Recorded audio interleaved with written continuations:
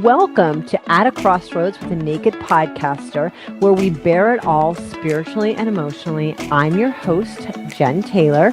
Each week on the podcast, I'll bring you an inspiring message to support you in designing and creating a vibrant, fulfilling life. Before we dive in, please visit the Facebook community in the links to ask questions that I can answer during this live podcast. At a Crossroads with a Naked Podcaster is for those of you who know that there is more to life and that our true, authentic souls are built for greatness. You are built with strength and love that is meant to shine through in times of conflict and in times of celebration. Welcome. I cannot wait to bear it all with you. In my business, I coach Christian women to step into who they are meant to be, inspired by their purpose and God-given gifts. Find the link in the description to join my private Facebook group. I can't wait to see you there. Let's get started.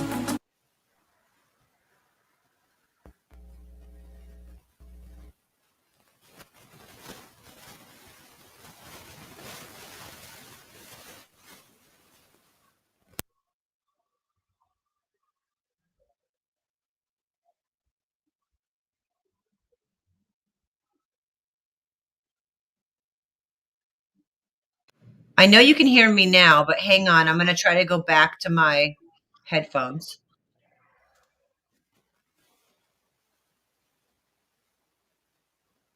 You can hear me now, right?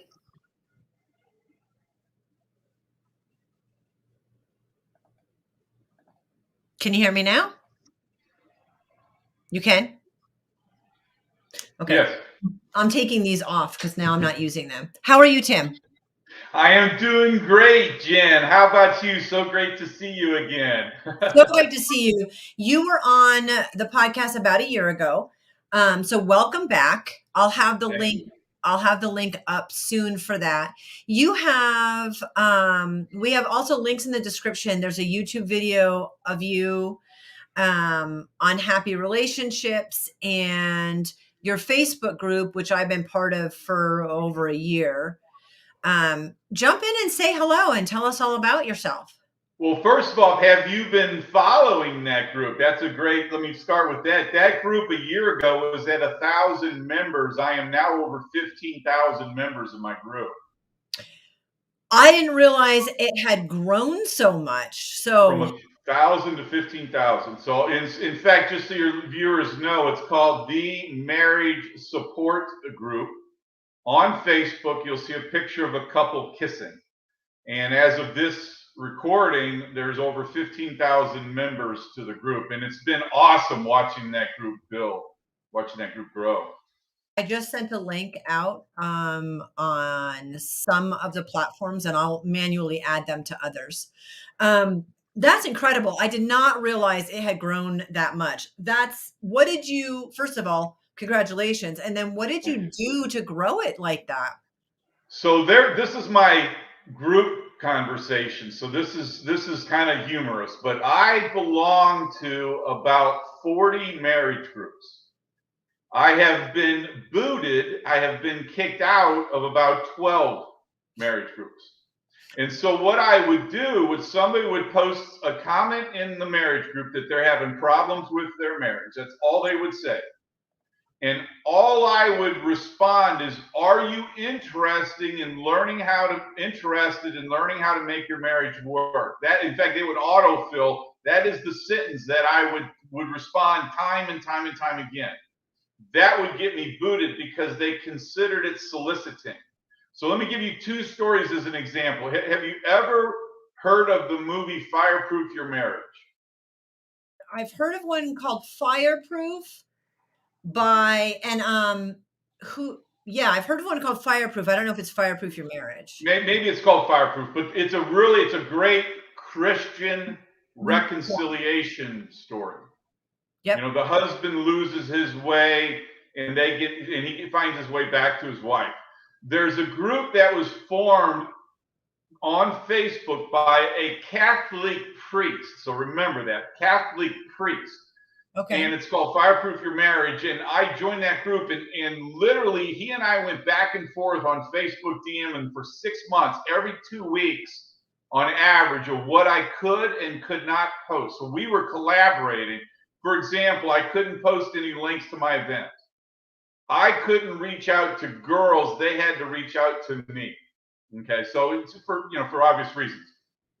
And so 6 months into this, they blocked me.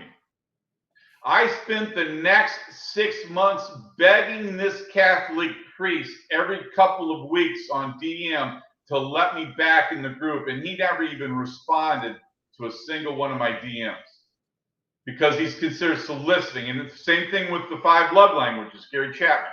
Same thing. If somebody posts problems with their marriage, I respond, you need help. They booted me. So what I do different in my group is I allow other marriage experts to contribute. Okay. There's a bunch of marriage experts in that group. So you'll find the dialogue is much more productive. In the other groups, because it's just husbands and wives, it's all, a bitch session. My husband left me, my wife is cheating on me, and they would all complain about the spouses. This, on the other hand, is more productive, more proactive. Did you do this? What's going? It's giving more advice. So it's very interactive. I'll have hundreds of comments on somebody's post. Somebody posts, my spouse and I are having troubles, and there'll be tens of dozens and hundreds of comments back and forth. Some of them is pretty judgmental. I get comments or DMs all the time about people that are being judgmental, but there's more proactive conversations in my group. So I do follow the comments and a lot of the posts. So I'm on there a bunch, and people are really hurting, and they're really obvious about. I mean, they're pretty vulnerable, I think is the right word, about their issues, but also at the same time, they're really concerned about judgment, like, because there will be posts that say, please don't judge me, this is what happened, my husband or wife cheated, can we get through it? And there are some people that are just not nice, but for the most part, and it's like you said, 15,000 people, for the most part, it's really a supportive community where people give advice, or I was in this situation, and I mean, I think it's interesting you've been booted for so many, because who cares if you're soliciting? I love groups that you can solicit, but one of the things that, in fact, this is a big thing that I've spent a lot of time personally focused on and trying to understand, but it's understanding the other person's perspective is a very important thing that I teach in couples learning how to understand each other. And so one of the things I'm always doing is I'm always thinking about the other perspective. And so, for example, and again, I don't want to, just because it is the topic of du jour today, it's the 5 love languages, right? Yeah, I love the 5 languages. Love it. What? Right. I love the 5 love languages. I have every single one of my coaching clients take it because so I love this conversation. Well, let me tell you the problem with the 5 love languages. The most surprising thing that people discover when they work with me is that I do not give behavioral advice. Okay. Explain that better so I understand. The psychology industry is still based on the biology theory, which states that we are animals without the ability to think. So the psychology industry gives behavioral advice in the same manner that parents tell their children what to do. That is what the psychology industry focuses on. So let me give you my example. You'll get my point now with what I'm about to say. If Gary Chapman wanted to write a book that was helpful, that was really helpful, not behavioral advice, because remember, the paradox is you're giving behavioral advice to people for things that should benefit their marriage that they're not already doing. Okay, so the question you have to ask yourself is, why are they not doing it to begin with? If it helps your marriage to have acts of service or touch or the 5 love languages, if it was helpful to do those love languages, why wouldn't they be doing it to begin with? And the point I'm making is, if he wanted to write a book that was helpful, he would have said that both should do all 5 love languages. And the one, And the one, let me finish. And the one that you pick is you select because either you didn't have it in your childhood or your spouse is not giving it to you because they didn't have it in their childhood. And once you add that conversation to the dialogue, it is now a psychological conversation. Bear in mind what I'm saying, Jen, is there has not been a relationship book that has been written by a professional psychologist that addresses marriages psychologically. They have never written a book before that I know of that addresses marriages psychologically. It's all behavioral advice. And this is one of the big discoveries that I've had, which is really one of the things that energizes me to doing this, is the realization you may enjoy the 5 love languages because it makes sense, but I hear all the time about people that use those love languages against each other. Oh. Well, if you're not giving me sex, then I'm not going to do what you want me to do for you. I mean, what we are supposed to be learning about love is unconditional love. That is when you give love without conditions. When you give love with conditions, it's called quid pro quo. That's when you expect something in return. That is not love. That is dependency. That is codependency. You have to learn to give love without question. And if you can't do that, that's because you haven't gotten to that state of mind. The goal is not to find love, Jen. That is the easy part. The goal is to find the barriers that we have inside of ourselves that keeps us from opening up to love. When you talk about vulnerability, that is what love is. And bear in mind, the point I'm making about this, Jim, if you and your husband are having problems in your marriage, where do you turn to? Who knows? There is no, I know you put some time into this, and I know you have some thoughts, and we can talk about that forever. That's good. This is good. So where do you put your time into it? Keep going. Well, the point is there's no resource. Marriage therapy, 80% of therapy fails. 80% of marriage therapy fails. Think about that. 80% of couples that go see a marriage therapist get divorced. Excuse me? You read the 5 love languages, and like I said, the 5 love languages does not work. There is no book that has been published that somebody reads, and when they get done reading a book, they conclude that their marriage problems are now solved. That is my book. My book is the first book that when you're done reading it, your marriage problems are not only solved, but you are on the right track for the rest of your life if you fully comprehend what I have taught you.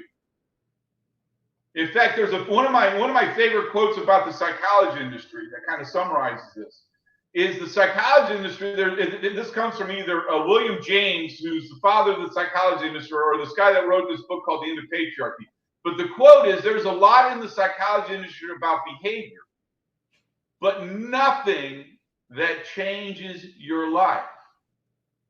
What I talk about, Jen, and what anybody in the healing business talks about is changing your life.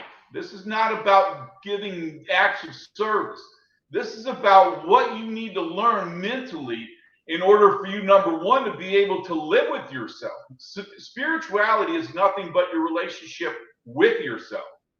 And what we're trying to figure out in this age of individuality is how can Tim Kellis live with Tim Kellis in a pleasant manner? How can I be friends with myself? In fact, when I get into the conversation, I actually discuss how you know that is occurring. What are the sources of the 2 personalities that are the 2 voices in your head, so that we can understand the personalities that are talking to each other so that we can get to know ourselves better. That's how deep my conversation goes. This is not about behavioral advice. You and your husband should have sex once a week. Well, we're still mad at each other. What is having sex once a week going to do to solve the anger that we have? Not to mention, I'm mad at him. That's not going to be a pleasurable experience because I haven't resolved reasons why I'm angry at him. This is why behavioral advice doesn't work. We need to address marriages mentally. That's the only way we're going to get to the source of the problem, and psychologically, so that we can understand what it means to solve the problem, which is forgiveness, which is what healing is. Remember from last time, my foundation of my conversation is when I was 25 years old, I forgave my parents. That is the foundation of my message. That turns out to be the first step in maturity as an adult. And it's one that if you don't do, a balanced ego is not when you're better than anybody else. It's when you're better than you used to be. But what I mean by that, when you understand what that means, is that, Jen, I am trying very hard not to upset you, but you do not define me. So I apologize ahead of time. But if you get angry at me, you do not define me. I define myself. We are the ones who filter the other person's behaviors towards us, and we have to understand our filters as opposed to doing what's easy, which is blame the other person. This is what this is all about. I like that you talked about what's not working, behaviors, books, therapy, like the success rate is low. So you mentioned forgiveness is one of the first things, and I think we need to forgive ourselves often. Well, that's what it is. Forgiveness has nothing to do with the other person. It has nothing to do with the other person. It has to do with you. Right. So forgiveness. Now, I want to bring up, you have a book, and I also want to ask you, how do we tackle the issues if it's not therapy and not books and not quizzes? What are we doing? Well, again, my mission is to lower the divorce rate. That is my passion. That is my mission. I would answer me, but I mean, that sounds self-serving. I need to get that out to where other people are saying that. That is the mission I'm currently on, where other people can. I've got video testimonials of couples that I've worked with that people can find, of couples saying what they've learned by working with me. It's a life-changing experience when people work with me. But regardless, the generic answer, Jen, is knowledge. The generic answer is get knowledge, learn, figure it out. I mean, to be honest with you, Carl Jung, his autobiography, Memories, Dreams, Reflections, is 20% of my book, his summary of his autobiography. So you can read Carl Jung's autobiography. That's because Carl Jung gets into this stuff. He gets into the mental stuff. And the deepest thing that I teach couples when I work with them is the Carl Jung stuff, because he gets into what's going on inside of your mind. In fact, I'm advancing a couple of Carl Jung's concepts. That's what I'm doing. Tell me about your... Go ahead. I was just going to say, the point is we need to finally replace Freud with Jung. And if anybody who doesn't know who Carl Jung is, Carl Jung was 19 years younger than Freud. Freud looked up to him so much he considered him not only his heir apparent, but his son. And we know Freud's theory is sex is what motivates us. It's not true, but that's what Freud said. So that's what the industry has followed over the last 100 years. It's still the foundation of the biology theory today. But Freud and Jung had their famous breakup in 1912. And Jung went much further than Freud did, because Jung contradicts Freud. He's basically kind of been written out of the psychology books. One of the books that I read called The Story of Psychology, there's no Jung section. It's the history of the industry, but there's no Jung section. The most brilliant psychologist who ever lived, who's much more brilliant than Freud was, they've ignored him.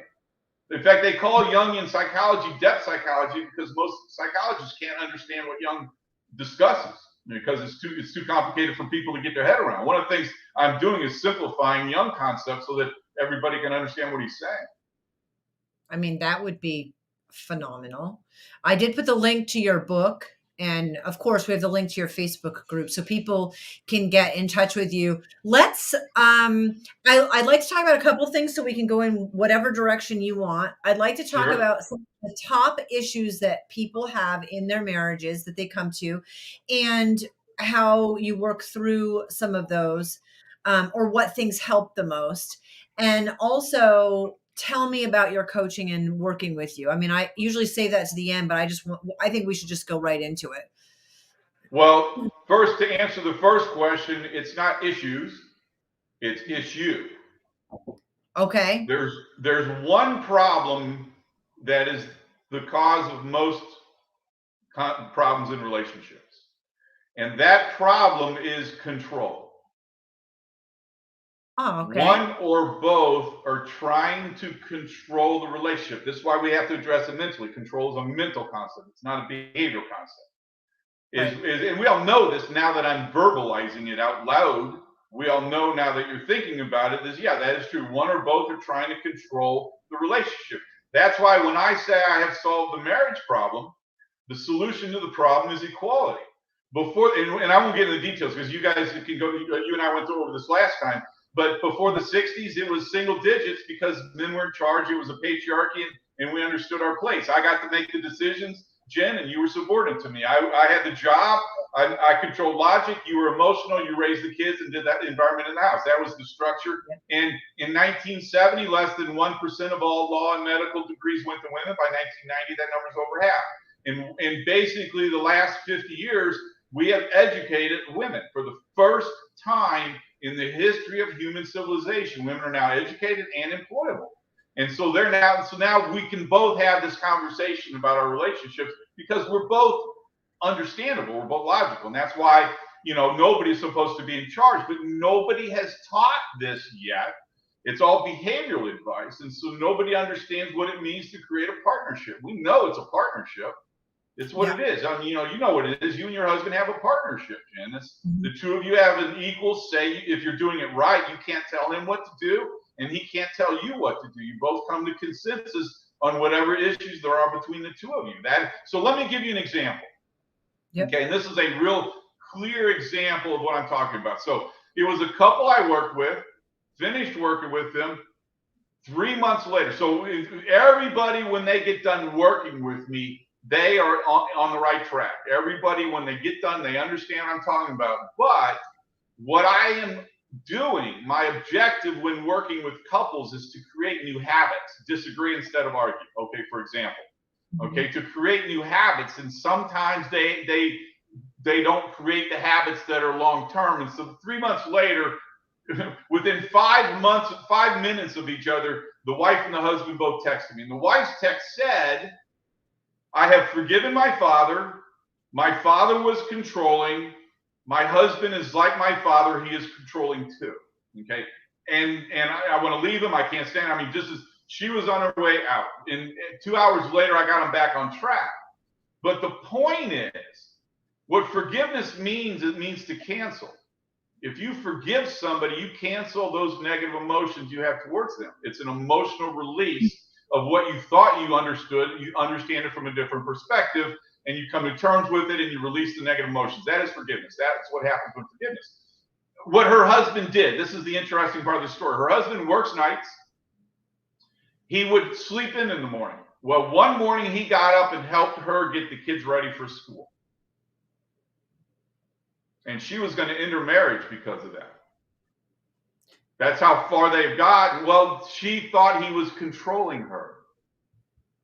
Oh. Had nothing. She didn't even say this. This didn't come up until our conversation the next morning. She didn't say he was trying to help me with the kids. It's not the helping the kids. It's her perception of controlling, because she had not forgiven her father yet. She told me the problem in the text she sent me, and I just had to get her to understand that. When you forgive somebody, what actually happens when you forgive somebody is you actually appreciate the lesson that you learned from what that person taught you. And for me, forgiving my parents, the lesson that I learned, give you an example, was my parents did a good job. Not in prison. I'm actually a good guy. And in fact, they have 4 children. All 4 of us are, successful. None of us, there's no stories I don't have any sibling stories to share with you that would be entertaining, because we're all just normal, law abiding, obviously, but raising good kids, good families, that kind of stuff. My parents did a good job. I appreciate that. My dad's no longer around, rest in peace, but my mom, if you were to call my mom up now and you were to ask her about her raising her 4 children, she would say to you, she was very hard on us. She says it every time I talk to her. I was hard on you kids. I'm glad she was hard on me. The people that get into trouble because their parents aren't strict enough, aren't instilling discipline, aren't teaching. That is the social problems that we have as a society. That's a whole nother conversation. But so the point is, control is the issue, and that's what I neutralize the power drive when I work with couples. Where there are no distinctions, there can be no superiority. Perfect equality affords no temptation for abuse or control. That statement is so significantly profound because you realize the peace that you can create when you realize that you and your partner are going to take on the world instead of each other. That's what they ultimately learn. And when that light bulb goes on, when that click, it's almost audible, to be honest with you, Jen. You can almost hear it because you see it in their eyes. You see it in their eyes when they finally comprehend where I'm going with the dialogue. And I go through, this whole long process in my book of walking them step by step by step. At some point, they have this awareness. Enlightenment comes at a price. You have to give up your limitations. This is what we're doing in this spiritual conversation, is we're teaching people that God don't make no mistakes. Many of us think that they have with them individually, but God don't make mistakes. He does not make mistakes. We are all sons and daughters of God. We are all good people.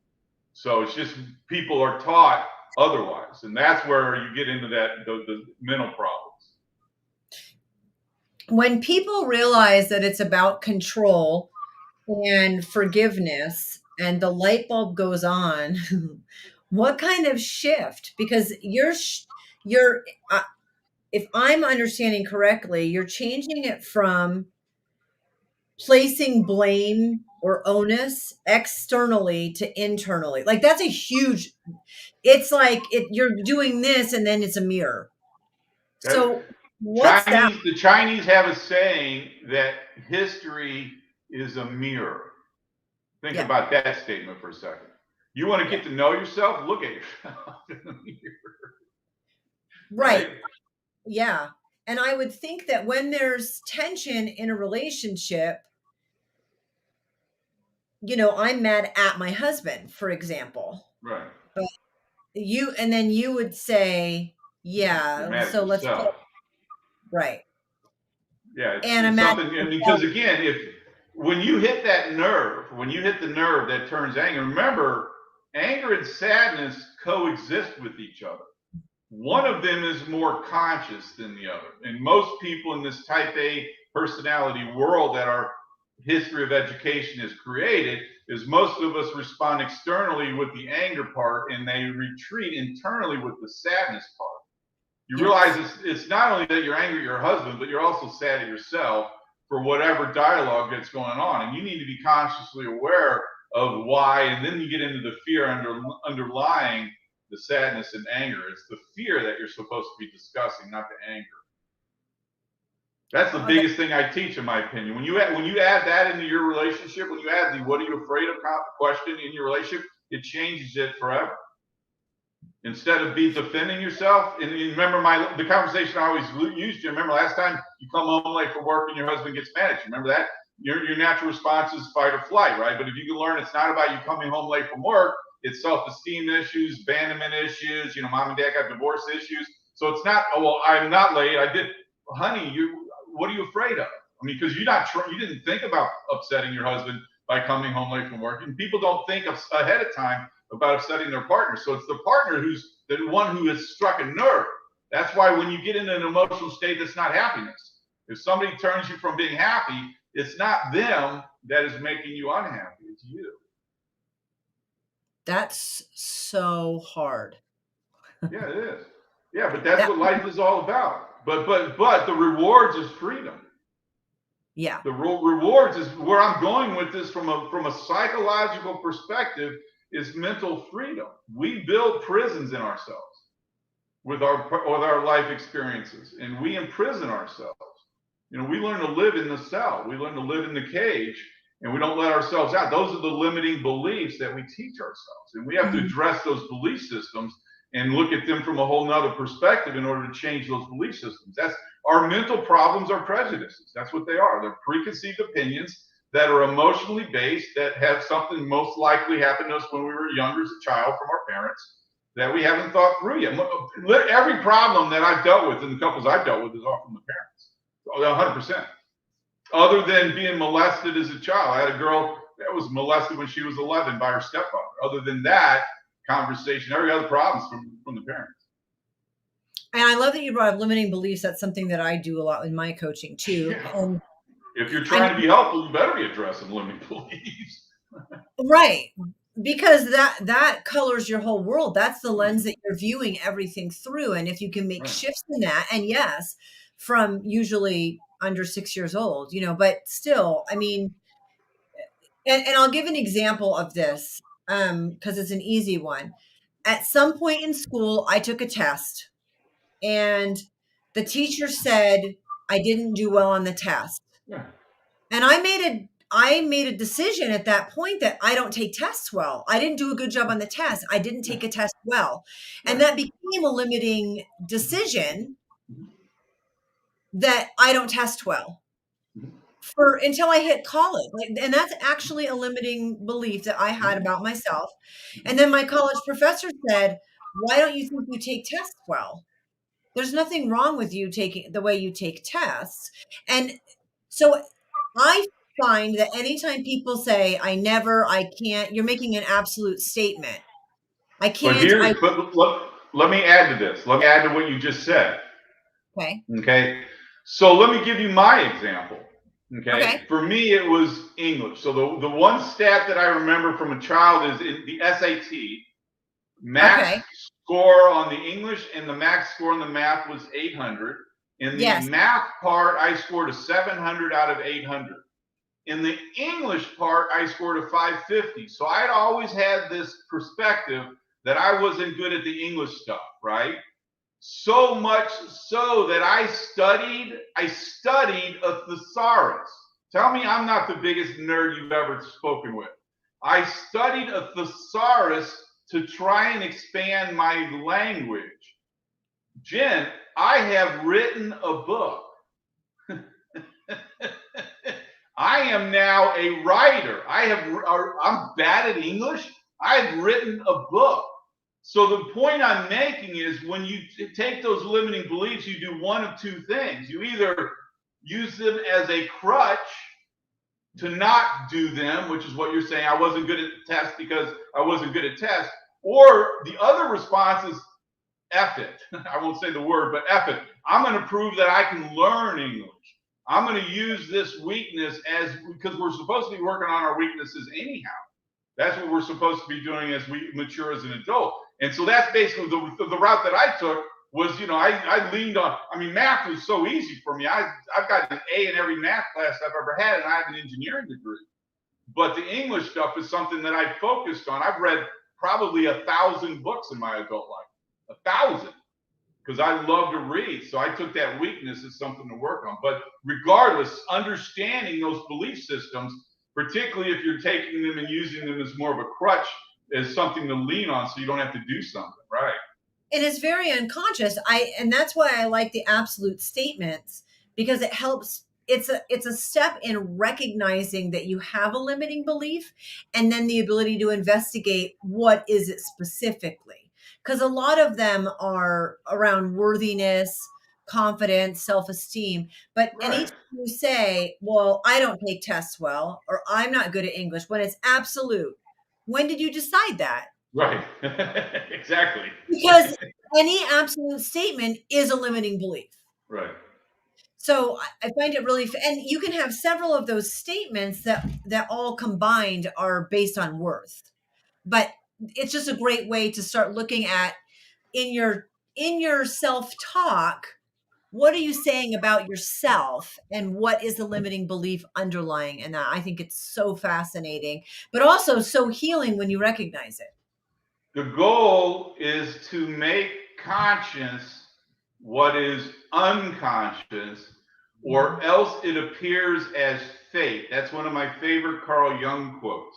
Okay. And so what that means, let me give you a real life example of what that means. The most common fear, and again, this is just more anecdotally as opposed to statistically, but the most common source of fear in marriages is the parents got divorced. Okay. Because we're in our second and third generation, it's hard to find two people where both parents in today that are married today that I work with, where both their parents were still stayed married. Yeah.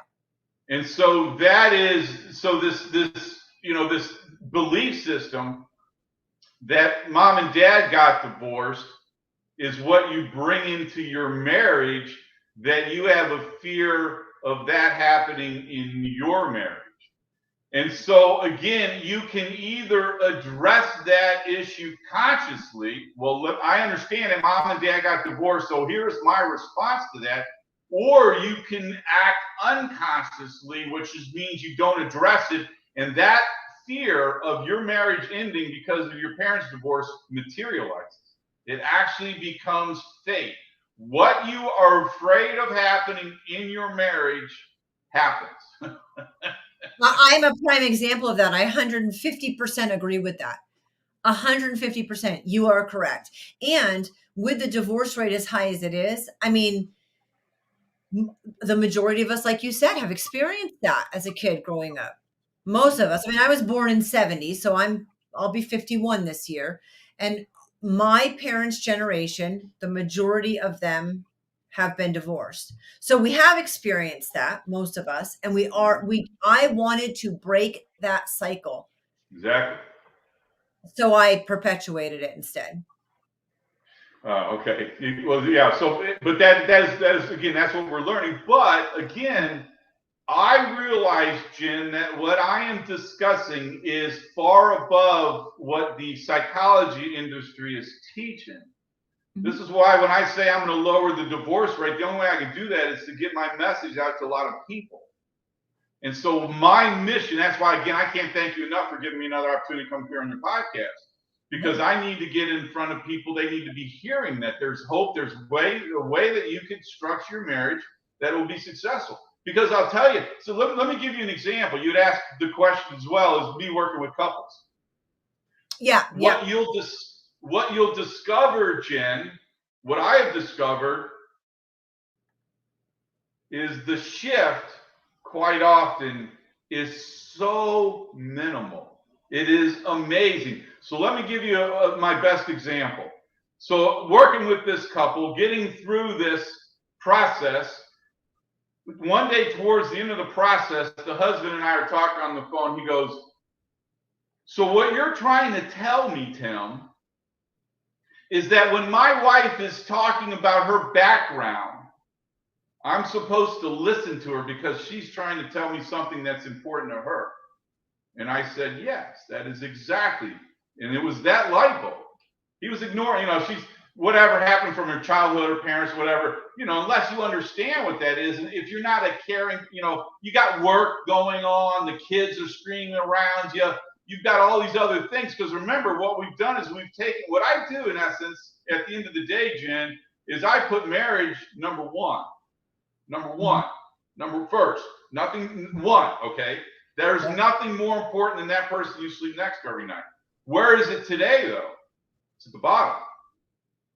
Mm-hmm. That's the life-changing shift when I work with people, is I get them to realize you put the marriage as number one, everything else falls into place. Okay? And that's what this guy, and so now, in fact, what was funny, about a month later, the guy texted me, he and his wife were on vacation together, having an absolute blast, because they were getting along. What I do is I teach couples to be friends with their spouses. Friends. You know how to love them. You know how to have sex with them. That happened early in the courting process. Now learn to be friends with each other. Learn to like each other. That's my favorite part about my relation. Well, I mean, I have lots of favorite parts, but one is, the biggest thing is that it is number one to us. That's really difficult. Oh, and he's like my best friend. I like him so tremendously. Yeah. And about almost 5 years ago, we had a really huge struggle. And in the middle of like the absolute shitstorm of that struggle, I looked at him and I was like, I really like you as a human being. Like, I really like you. I don't like this situation. I don't like how we're treating each other. I don't like the struggle. But when we were making that decision to split up, what kept me there was that I liked him so much, and he was my best friend. And that in that horrible situation, he and I were still putting each other first, just not in a positive way. but I knew we could flip the script on that. And I like him so much. And that is my favorite part. I know he puts me before everything else. It's really hard with kids. Go ahead. No, I was just going to say, this to me, this is the thing that I have really spent the last couple of months personally reflecting on.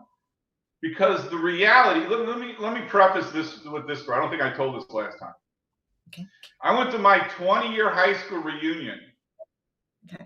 And I was talking to a classmate, a very good friend of mine from high school. And I made some comment about my strict parents. And he looked at me and he said, "Oh, that's right. You are the one who had the strict parents." And when he said that to me, my thought was, he knew that? My entire childhood, nobody else existed in my childhood but me. It was all about Timmy Poo. What is in this for Tim, right? What does Tim get? It's all about me. That's a child's job. And I mean, your parent feeds and changes diaper. I mean, it's all about it. It's supposed to be about the child, because what we're doing is we're teaching the child about themselves and identity. And there's a whole, the whole maturing process. But at some point, you have to open your eyes up to being able to see other people. Okay? And the way I describe this, and I think I said this last time, I don't get mad at slow drivers, because I had an epiphany one day when I realized that they were driving someplace too. When I opened my eyes up to seeing their slow driver from their perspective, when I saw them driving in their car, driving whatever speed they wanted to go to get to wherever they wanted to go, it completely eliminated any anxiety that I had about slow drivers. But the point with that story is, imagine that in your marriage. You were supposed to be seeing this from your partner's perspective, Jen. And the fact that you say that he puts you first means that you have thought about it from his. You see him, you're looking at what he's thinking and feeling, what they think is respect, what they feel is empathy. These are the two most critical habits that you have to learn as an individual. But when you can see it from their perspective, it lowers all of the anxieties and all of the problems that you have, because you realize there are two people here, not one. It's not all about you. No, right. And I think that, so tell me if I'm on the right track, because this is how I feel about it. Not only do I really like him and he's my best friend, and I think about it from his perspective, but I know he does also. Right. And so, right. And so when issues come up, I already go into it looking at it from that perspective. Right. So it's easier to take a step back when you feel that triggered emotion, frustration, anger, sadness, whatever. Jen, you express it, and you express it logically. Listen, sweetheart, I've got a problem with that. Okay. Yeah. Yes. Okay. Correct. Well, kids, go in the other room. Okay. You and I are going to sit at the kitchen table and we're going to talk about it. Right. Exactly. Right. You're not going to judge me. I'm not going to judge you. There's no judgment here. What's your problem? Just again, as I always describe this, Jen, you and I become business partners. You and I have no emotional connection, but we become business partners. That's how you and I resolve our conflicts as business partners, because we don't have the emotional energy like you and your husband have, because of the love that you guys have between the two of you. It's the same conversation, just it's so much easier because of the emotionally charged environment of a marriage. When it gets off track, it is so easy for that to elevate at a much higher level. That's why, think of all the negative things that happen when marriages go the wrong way. And I don't want to we don't need to go down that rabbit hole, but we know how extreme people could take it when their marriages end, right? That's how far people could take that. But again, I don't want to go there. That's the rabbit hole. We're going to keep this positive. But the point I'm making is you must become aware, consciously aware. And again, it's just as easy as, sweetheart, I have a problem. That is the easy comment to make. I love you. I want to spend the rest of my life with you. This time, when you get to that level where you can have the conversation in that mature manner, that's again, just like you and I are business partners, same thing. It is. And one thing that I read about a long time ago was an emotional prenuptial agreement, and that might not be the right title, but a prenup, most people think like these are your financial assets, you own this before, you know. The emotional prenup is the expectations of marriage more. Something really important to me is date night. It's really important to me. If it's going well, yeah. If you're getting along, date night's fun. It's when you're not getting along that it's not so much fun. Our date nights when we were not getting along we had parameters on them. We don't talk about the problems in our marriage, and we really, really limit talking about the kids. And the only reason we limit it and not exclude it is because sometimes it's the only time we're away from the kids where they can't. So in our dates, it's like, is anything going on in the kids that we need to address now that we're alone? Right. And if there is, we do it and then we're done. But basically, no discussion about our marriage issues and almost no discussion about our children. We have those rules. And when we had those rules, because we can't talk about our marriage, so we can't talk about our problems, and we're having problems and we go on a date, it kind of takes you in the attitude of doing something outside of the issues that you're having. And that becomes the routine. That's your life. Those issues are over and over and over again. So it helped us a lot when things were not good in our marriage, because we had really set parameters on like the rules of date night, basically. But that was kind of our emotional prenup. That was, what are your expectations? So I understand them and you understand them. And what parameters do we need to set on those expectations? I have an expectation that we're going to do date night. I prefer it once a week, at least twice a month. That is my expectation. Right. So now you know that that's my expectation, and why I'm a little butthurt if it doesn't happen, because I don't feel like I'm a top priority. Right. Oh, so now we're having a conversation, but it's a logical conversation, like you were saying. In business, you have a job description, and you have a review. A 30-day and 90-day review, and you alter your job description as the job happens. And we don't do that in our marriage. And I think that is a huge oversight, because go ahead. And also remember, there's two major infrastructures in every corporation, two of them. Okay. One of them is referred to as the policies and procedures. Okay, how are we going to buy paper clips? When you buy paper clips, this is how you're going to put the PO here, and it's going to go there. You have the rules of engagement for buying paper clips. Same thing about your marriage. What are the policies and procedures for your marriage? You set those up ahead of time. In fact, the best piece of advice I ever heard, I heard on a clubhouse call, was the husband said he and his wife have declared they're not going to raise their voices to each other. When you argue somebody who has abandoned the use of reason, that's like administering medicine to the dead. Yep. Once you get to that emotional state, you're done. There's no, Jen, you're such a jerk. There's no solution to that comment. Where do we take that comment? You can't go anywhere from that comment other than ignoring or responding. And once I get to that Jen, you're a jerk, that's an emotional, judgmental comment that takes the conversation to a point of no return. So policies and procedures on how we're going to deal with each other. Yep. And the second is obviously finances. Yeah. All corporations have rules about finances.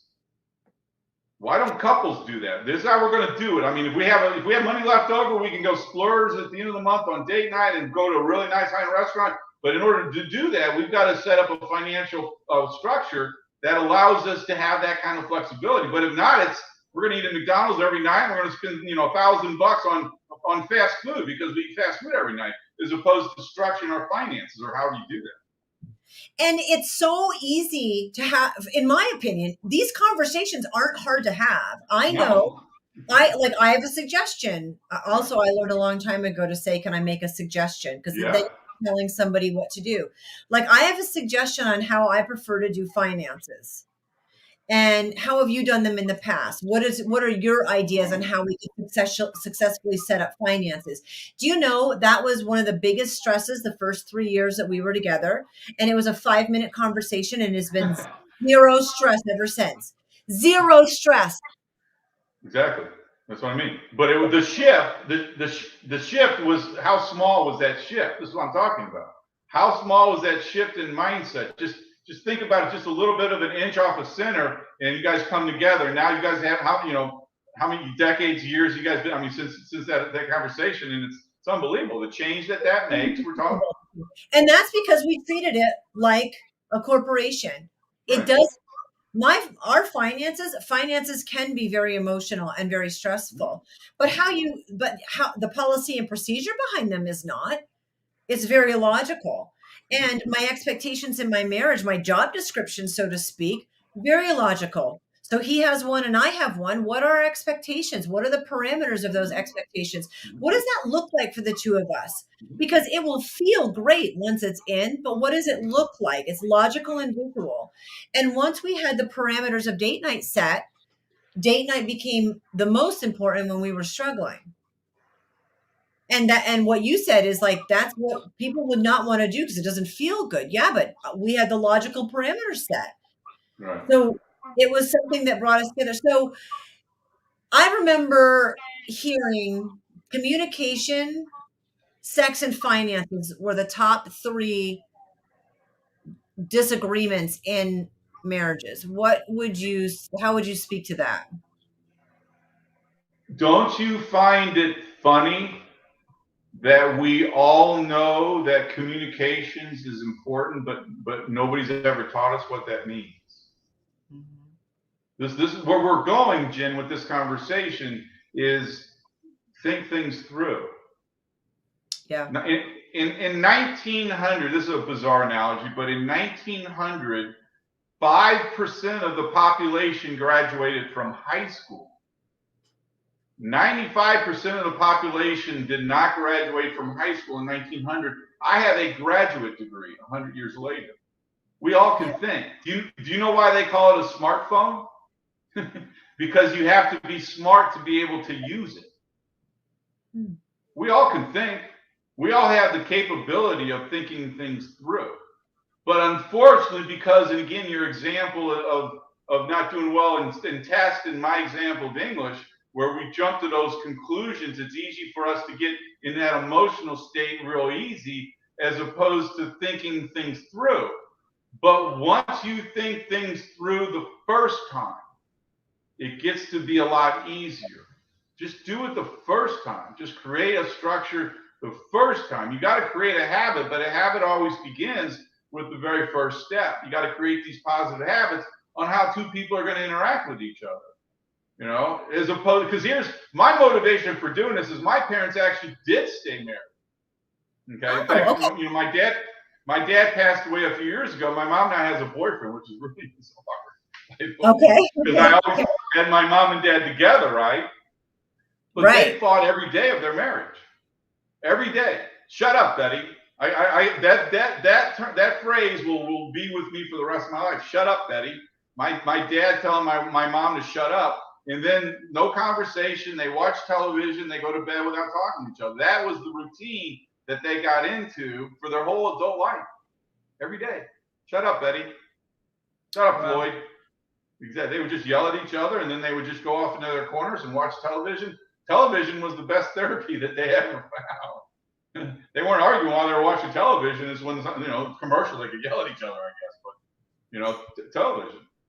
That's another point I want to bring up. So when I hear someone who says, I've been married 50 years, I have 2 questions. One, what was the secret that you feel that you stayed together for that long? And 2, were you happy? Because like you said, your parents were together till your dad died, but that doesn't sound like they were happy. They stayed together because they should, for the kids. So talk to me about that. Well, if you understand the structure of the marriage, you are happy with that structure. That is, if we could look back historically, because remember, you used to be subordinate. I was in charge. Jen, it doesn't matter what you think, because I'm the man, and it's called patriarchy. But we understood our position in that marriage. We knew our position in that marriage. Okay? This is new. This is just change. This is all it is. It's change. And that change is nobody's supposed to be in charge.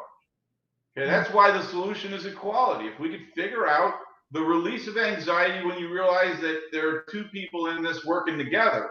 So let me give you another one of my favorite quotes. Okay, do you know who Eddie Vedder is? I don't. I'm not sure. Pearl Jam. Okay, yeah. Pearl Jam. Eddie Vedder is the lead singer of Pearl Jam. Got it. This is a song of his. It's an Eddie Vedder song, and it's called Hard Sun. Okay. Once I built an ivory tower so I could worship from above. But when I climbed down to be set free, she took me in again. Think about the psychology of what I just said in that quote. He built an ivory tower to imprison himself. Because when he follows it up by saying, but when I climb down to be set free, people don't realize how psychologically it's imprisoning for the one doing the controlling. It's easy seeing the one being controlled. That's an easy conversation. Or you're telling me what to do. You either just accept that fact or it's an argument. But they don't realize that the person doing the controlling is just as imprisoned because they got to keep their thumb on. They got to keep an eye on their partner, right? The freedom that you and your husband have, you don't worry about him there. You don't think, is he cheating on me? You guys are friends with it. You know he's not going to cheat on you. There's a freedom in your marriage because you guys get along with each other. Infidelity is not the cause of problems in the marriage. Infidelity is the result of problems in the marriage. Fix the problems in the marriage. Infidelity, and I can tell this because the way you described it, it's not even a dialogue between the two of you. It's not even in consideration. There's no possible opportunity on this planet that you will cheat on him and that he will cheat on you. You guys know that because you guys have gotten that close. You guys are together for life. And there's a peace and beauty, and there's a intimacy is what the two of you get to experience together that no one else gets to experience. That is such a beautiful, when it's working, and when you close the bedroom door, figuratively or literally, in your marriage, there's a personal place that the two of you are in that nobody else gets to get exposed to. The hardest thing for me in this whole learning process was when a girl that I was supposed to spend the rest of my life with admitted sleeping with another man. That to me was the low. I saw hell from below. Yeah. When she said that, and there's no more pain that you could ever inflict on another human being than doing that to somebody that you love. But we become so blind to our own needs, and and everything's the other person's fault that we can rationalize and justify doing something so morally implausible. But we can do it on a regular basis. If you look, getting back to the beginning of our conversation here today, how many group conversations are about sex in that group? I mean, it is probably 75% of the conversations are about sex. Yeah, a lot. And I had the same experience when I was young and first married that you did, and it was the most painful. There was nothing more painful than that. You're right, because I don't understand why. Again, I don't want to get into the details of it because it's really personal, but I cried. It broke me. It was unbelievable. It was, it was the bottom of the bottom of that whole splitting up process. It was unbelievable. Correct. So I want to wrap things up with coaching with you. I mean, I know the Facebook group is where people can find you. Let's wrap up if people want to work with you in coaching, and you can end it on whatever positive note you want. Email me. Okay. My email address is my name, Tim Kellis, Kellis, at happyrelationships, that word is plural, .com. Tim Kellis at happyrelationships.com. Go ahead and email me, and just reach out and we can connect that way. I do a free 2-hour seminar. If you want to see the depth of what I teach couples, it's free. Once you experience that seminar, you'll realize that this is something you need to learn. But I have a 2-hour seminar that I'll do for free, and I'll show you that I'll put my money where my mouth is, that you will walk away from that seminar with a complete eye-opening understanding of what you're supposed to understand about your relationship. So let me end it with this. Now, this is sort of a a caustic comment. It's something that's abrasive at first until you realize, and I will explain the point that I'm making with this comment. The difference between somebody who is ignorant and somebody who is intelligent is one of them knows they're ignorant. Exactly. Exactly. All I mean with that point is you don't know everything. Please, if I can give you one strand of string to hang on that will change your mindset of your marriage forever, that one piece of advice is realize that you don't know everything. And if you get both of you to realize that you don't know everything, you get to working together to try and figure it out as a partnership. So the difference between somebody who's intelligent and somebody who's ignorant is one of them knows they're ignorant. Don't be the ignorant one in the room that thinks you know everything. That's an oxymoronic comment. And I'm telling you, with my successes on Wall Street, it took me some time to learn that lesson myself. Because when I was really successful and make a lot of money on Wall Street, I lived that world where I knew everything and nobody else could add anything. And it was very smart. It was and I had to go through that learning process myself of realizing that I don't know everything. That is a huge lesson that it took me years and literally millions and millions of dollars in painful experiences of money I lost in the stock market because of that. But yeah, just learn that you don't know everything. Tim, thank you for being on again. I have loved the last year being involved with you, and I was really looking forward to this. Thank you so much. And Jen, again, like I said earlier, I can't thank you enough for giving me an opportunity. I love our kind. Listen, I've been in enough of these when you've got a beautiful person that, intelligent, that is interact. This is the way these are supposed to go. It's just like you and I chatting, at the dining room table. It's beautiful. I love chatting with you, Jen. I did last time, and enjoy speaking to you, and look forward to maybe an opportunity to continue to come here. You invite me, and I'm here, and you know that. Awesome. Thank you. Thank you for investing your time with me on At a Crossroads with a Naked Podcaster. I'm so glad that you joined in the conversation. It would be amazing if you would share this episode with someone you think can benefit from it. All guests' links and audience freebies are available on the podcast page of momof18.com.